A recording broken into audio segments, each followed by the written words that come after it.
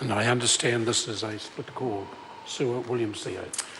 Tēnā koe, Mr. Speaker. Thank you. I'll take a very short call and rise to support the position of the Labour Party in supporting this bill at its second reading. I want to commend firstly the Minister and the parties to this, because this is really a follow-on from the commitment made at the treaty settlement of 2010.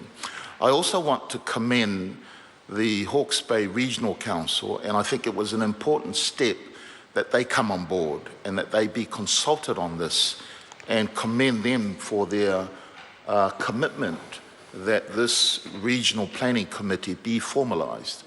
That is really important going forward.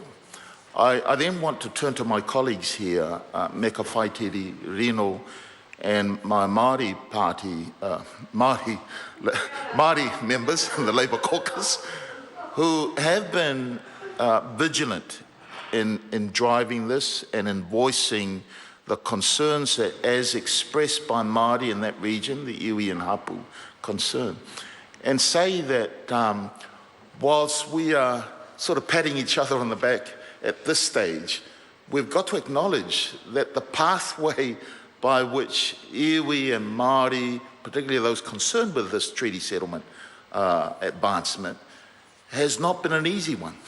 And so whilst we are moving forward and asking that we embrace this regional planning committee, I've also got to acknowledge that the voices and concern as raised by the Green Party and New Zealand First need to be raised.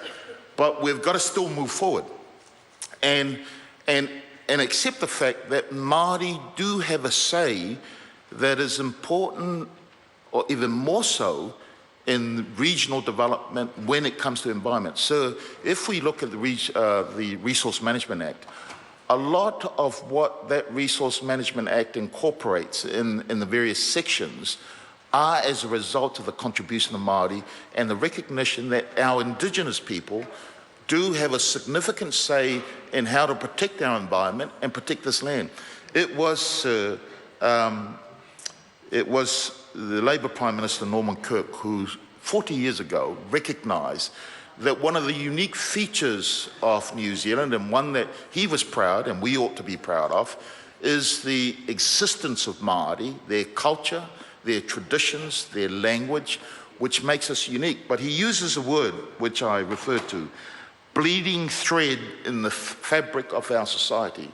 So that recognises the hardship, the pain, and their blood that Māori have given up and have been constant in their pursuit, not only of addressing the wrongs that have been committed to them in the past, but in their constant pursuit that we only have one land, and that when we recognise land as Mother Earth, that when we dig up that land, we are actually creating scabs to the land, that when we drill the land, we are hurting the land for future generations. Therefore, sir, I think the establishment of this committee, the involvement of tangata whenua in this committee is an important aspect of New Zealanders recognising that their input is critical if we are to ensure that we pass on the land and its environment to the next generation for them to be able to have a sustainable life in the years ahead. So